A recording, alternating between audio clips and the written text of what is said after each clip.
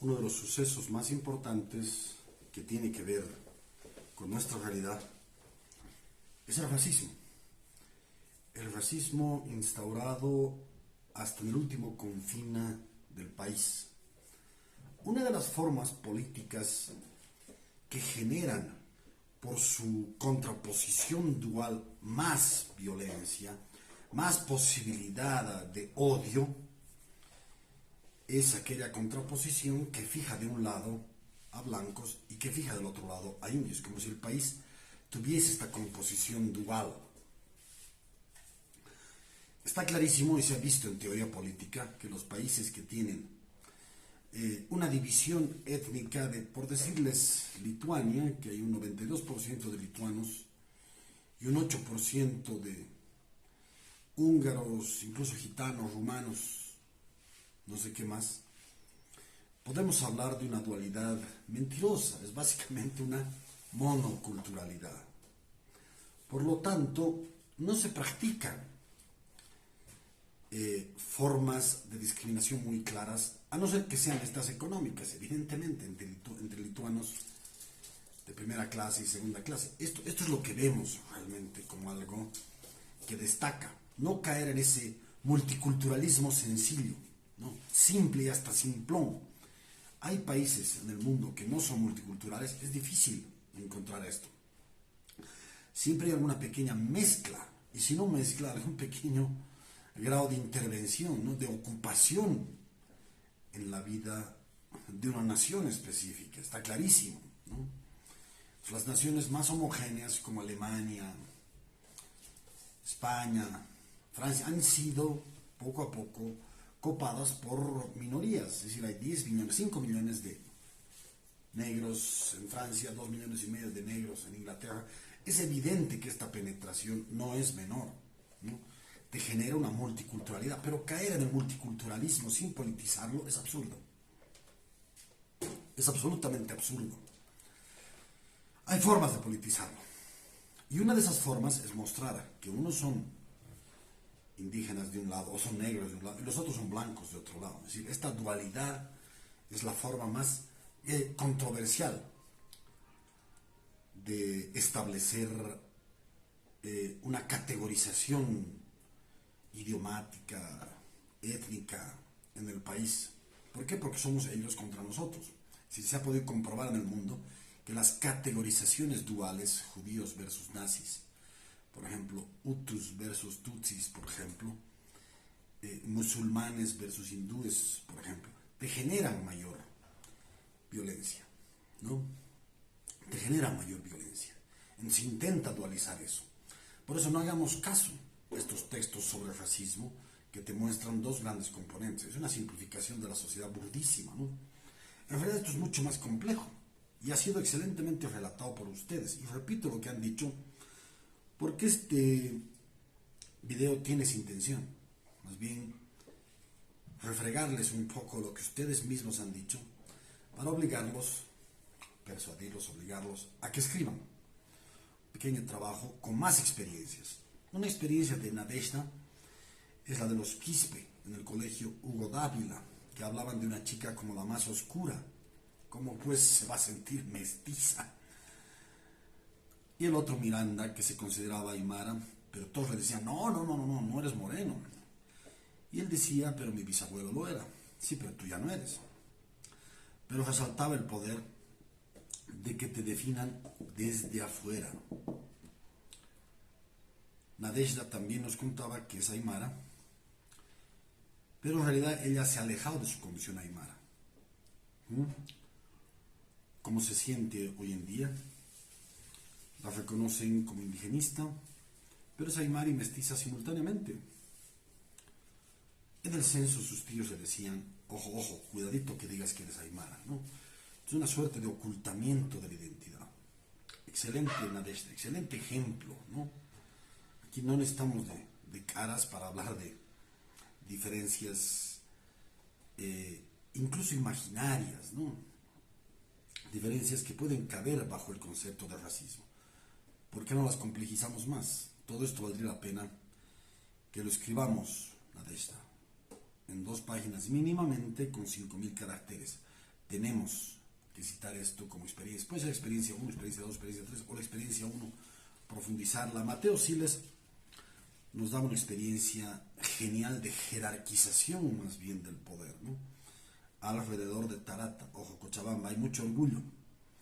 Hay alrededor de la iglesia, son mis apuntes puestos un poquito a lo bestia, ¿no? Pero nos ayudan evidentemente a realumbrar estos pasajes tan interesantes, ¿no? Brillantes, diría yo. Hay alrededor de la iglesia, que la llaman ciudad colonial, pero si pasas a 3 cuadras de la plaza, ya eres campesino. ¿No? Es clarísimo esto. No importa la coloración, lo que importa es la ubicación. Si la geografía determina tu condición social, si eres indígena o no. Tu geografía, insisto, no tu condición pigmentocrática en sí misma. Y en Tarata hay casonas alucinantes. Y están en áreas, ojo, que son campesinas.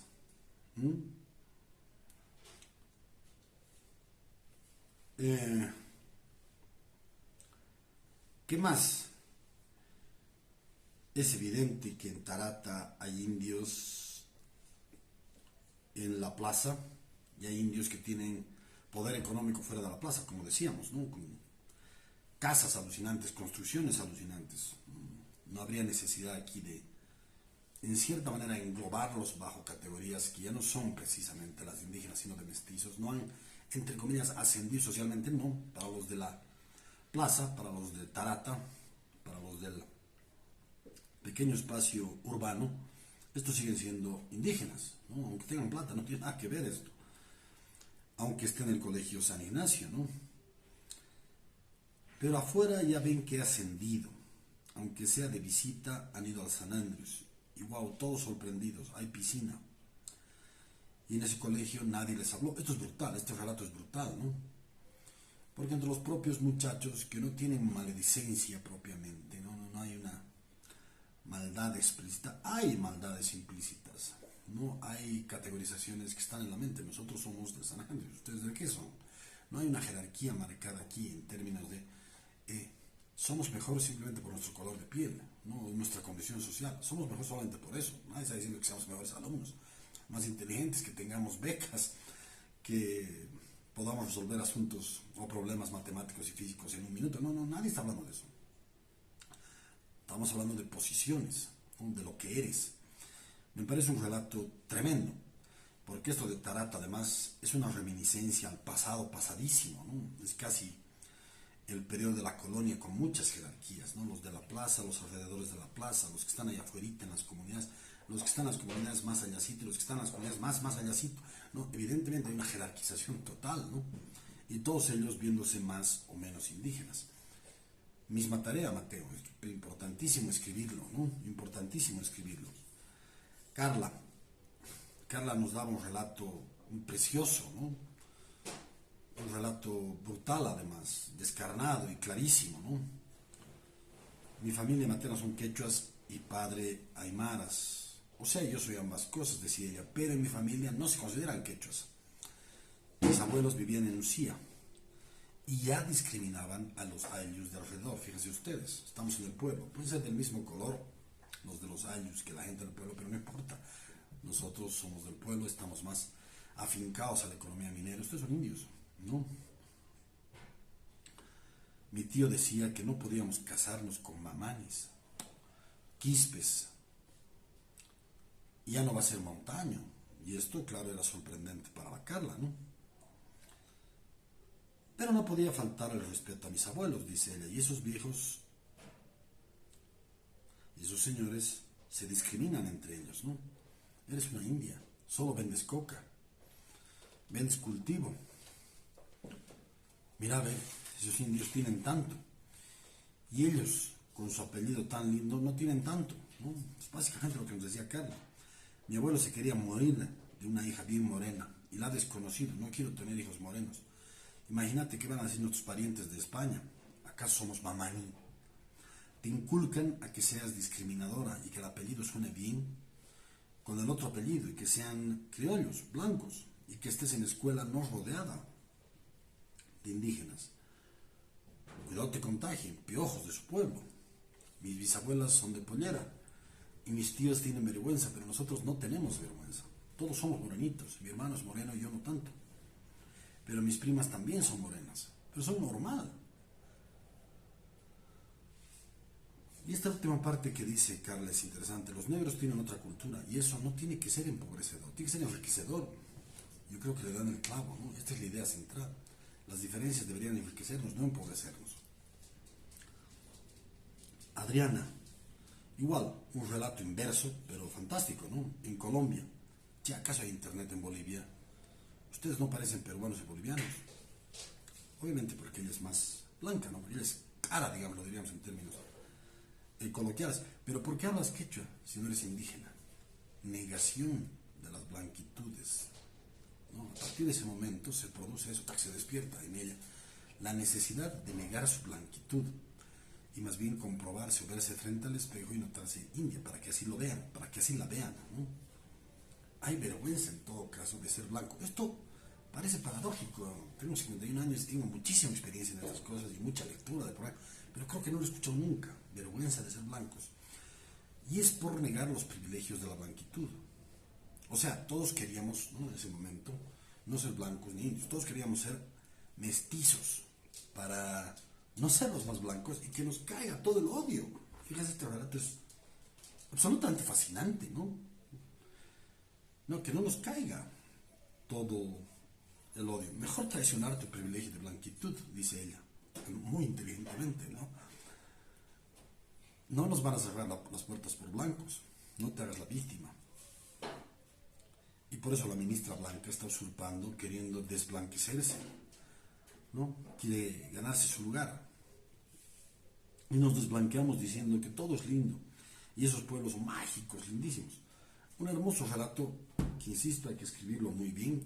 Si hay más experiencias propias, no digo anécdotas, porque anécdotas es algo casi casual.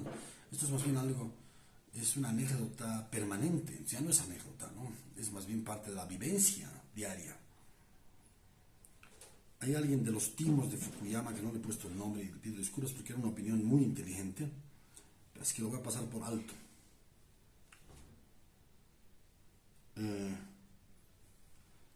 Otra Adriana, creo que me he equivocado aquí.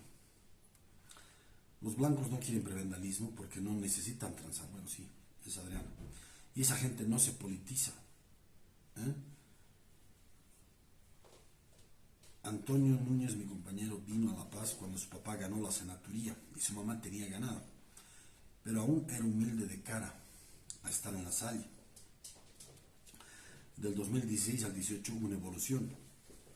Y no por su papá, sino por el comité cívico. O sea, hubo transformación en esos círculos blancos. Pero en realidad eso es racismo. Eso es racismo, es no importismo. El racismo debe estar en las políticas públicas. Pero no hay. Esta es una reflexión interesantísima porque nos obliga a politizar esto, a publicitar esto, ¿no es cierto? ¿Cómo se convierte esta lucha contra el racismo? No solamente en una mera norma, una norma casi general, sino en la posibilidad de tener un programa político claro, ¿no? Con 1, 2, 3, 4 etapas en 1, 2, 3, 4, 5 años. Esto vamos a hacer para acabar con el racismo. ¿Cuál es eso? La ley termina siendo casi un vehículo de denuncia, ¿no? Un vehículo de intimidación. Oh, ojo, está haciendo racismo, por lo tanto se lo penaliza. Ni siquiera hay entre los jueces penalizadores, porque no están formados para eso, ¿no es cierto? Ni siquiera se ha hecho una reconstitución jurídica en este sentido, para nada. Es meramente una norma, es un escrito bastante demagógico, discursivo, más allá ornamental, ¿no? Es una puesta en escena. No es una teatralización del problema, pero la teatralización del problema es un problema, porque no vas al problema en sí mismo, sino simplemente reflejas lo que quieres reflejar, ¿no? El odio, las cosas virulentas, no todo esto que me han relatado de manera exquisita estos alumnos, y les agradezco muchísimo. Por lo tanto, para simplificar esta clase, necesitamos, 1, relatos de la gente que no ha venido. 2, necesitamos que escriban esto, bien escrito, ¿no? Como un testimonio personal. Y 3, por supuesto que necesitamos, y siempre voy a valorar más experiencias, ¿no? Distintas experiencias que la puedan escribir. Pero si no tienen más experiencias, me contento con esto, está muy bien representado, la idea tiene mucha fuerza y nos ayuda mucho. Eso es, me parece genial que hayamos invertido la clase, ¿no? Porque me permite justamente avanzar más bien. Muchas gracias.